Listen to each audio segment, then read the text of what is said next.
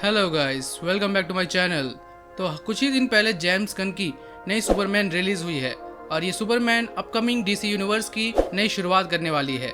लेकिन जब से ये मूवी रिलीज हुई है बहुत से लोग इस सुपरमैन को हेट दे रहे हैं और सबसे बड़ा मेन रीजन है कि इसका कंपैरिजन जैक स्नाइडर के सुपरमैन के साथ किया जा रहा है कि कौन सा सुपरमैन बेटर है। कुछ लोग कह रहे हैं कि नहीं, जेम्स गन का सुपरमैन बेटर है। कुछ लोग ये कह रहे हैं कि नहीं, जैक स्नाइडर का सुपरमैन बहुत ही बढ़िया था, वो बहुत ज़्यादा पावरफुल था, ये तो बार बार हार जा रहा है। तो यही कंपैरिजन की वजह से लोग ये सोचते हैं कि जो जैक स्नाइडर का सुपरमैन था वो एक्चुअल में परफेक्ट सुपरमैन था। और बहुत जन ये मानते हैं कि जो अभी नया सुपरमैन है ये असली एग्जाम्पल है कॉमिक एक्यूरेट सुपरमैन का। तो इसी कंपैरिजन को देखते हुए मैं ये वीडियो को लाया हूँ, क्योंकि बात करना तो बनता है कि एक्चुअल में कौन सा सुपरमैन कॉमिक एक्यूरेट या कौन सा बेटर है। तो ये भी एक कंपैरिजन वीडियो होने वाली है, बट ये कोई पावर कंपैरिजन नहीं होने वाला। ये कंपैरिजन इस स्तर पर होगा कि हम ये देखेंगे कि दोनों सुपरमैन में एक्चुअल में सुपरमैन का टाइटल में कौन ज्यादा बेटर फील करता है। और अब अगर तुम यही सोच रहे हो कि सुपरमैन होने का मतलब मोस्ट पावरफुल, मोस्ट अनब्रोकन होना है, तो ये नहीं है। सुपरमैन का मतलब सिर्फ ये नहीं होता कि वो बहुत ज्यादा पावरफुल है, बहुत ज्यादा सुप्रीम है।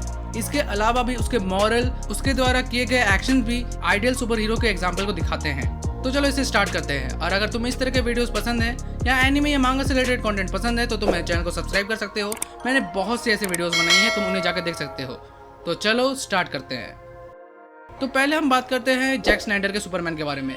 अगर तुम डीसीओ के बहुत ही बड़े फैन हो तो तुम जानते हो कि जो जैक स्नाइडर का सुपरमैन है अब तक का दिखाया गया बहुत ही ज्यादा पावरफुल सुपरमैन है।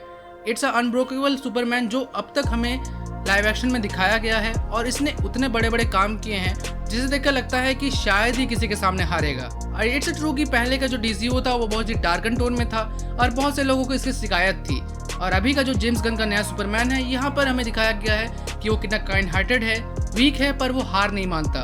उसे आसानी से हराया जा सकता है बट वो कोशिश करना नहीं छोड़ता। साथ ही साथ जेम्स गन ने इस यूनिवर्स को एक लाइटर टोन दिया है, बच्चों और बड़ों दोनों के लिए बनाया है।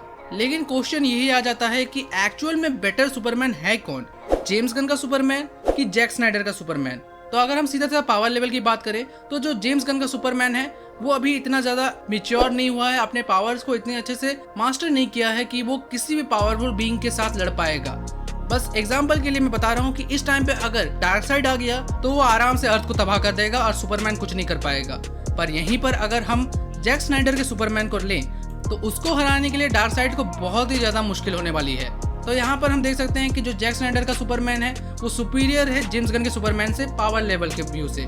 बट सिर्फ पावर लेवल ही डिसाइड नहीं करती कि कौन सा सुपरमैन बेटर है या कौन सा अच्छा है। अब हमें ये पता लगाना है कि जेम्स गन का सुपरमैन या जैक स्नाइडर का सुपरमैन कौन बढ़िया है। तो ये जानने के लिए पहले हमें इन दोनों के डायरेक्टर के मूवी मेकिंग स्टाइल और इनके फिलोसफी को जानना होगा। तो सबसे पहले अगर हम जैक स्नाइडर की बात करें तो वो अपनी मूवीज में अधिकतर मैच्योर और डार्क टोन को रखते हैं, जिसकी वजह से हमें डीसीयू में सुपरमैन को एक सुप्रीम पावरफुल कैरेक्टर दिखाया गया है। उन्होंने सुपरमैन को पावरफुल दिखाया लेकिन साथ ही साथ उसको एक ऐसे मेंटली स्टेट में भी रखा कि वो ये चीज डाउट करता है कि वो लोगों को बचा तो रहा है, पर वो जिनको बचा रहा है क्या वो एक्चुअली में डिजर्व करते हैं बचना। हमने जब जब सुपरमैन को स्क्रीन पे देखा है तो हमें ये पता होता है कि अगर ये बंदा आ गया है तो सिचुएशन अंडर कंट्रोल है। हमने सुपरमैन को मेंटली टूटते हुए जरूर देखा है, बट वो कभी भी किसी के सामने हारे ये तो बहुत ही मुश्किल केस में हो सकता है जब तक उसके ऊपर क्रिप्टॉन का यूज नहीं किया जाए या फिर उसको स्ट्रैटेजी के जरिए उसे कमजोर ना किया जाए।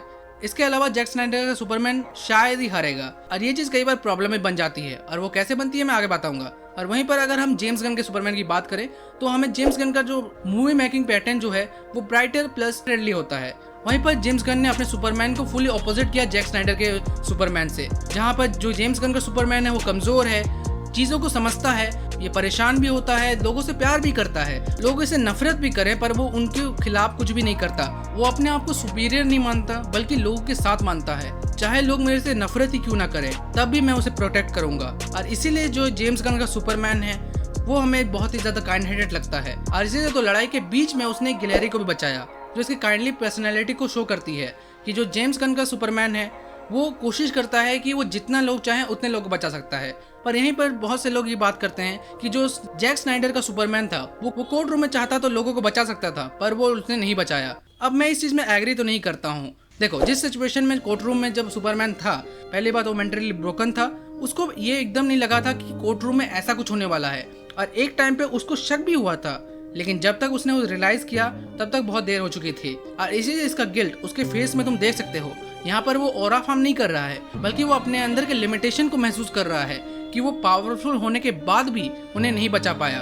और यहाँ पर जैक स्नाइडर ने हमें दिखाया था कि हाँ, इस सुपरमैन में भी कमजोरी है, बट हम कभी भी उस कमजोरी के पैटर्न के साथ अच्छी तरह से जुड़ नहीं पाए। और इसीलिए हमें ज़्यादातर लगता है कि जो ये स्नाइडर कट का सुपरमैन है वो एक अल्फा सुपीरियर पावरफुल हीरो है, और अगर इसके अंदर अच्छाई को हटा दे तो ये होमलैंडर ही बन जाएगा।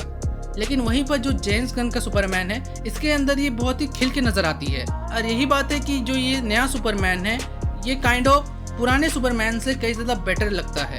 क्योंकि सुपरमैन का मतलब ये नहीं होता कि तुम बहुत ही ज़्यादा पावरफुल हो, तुम कुछ भी कर सकते हो, तुम्हारे सामने कोई भी ओपोनेंट आए तुम नहीं हारने वाले।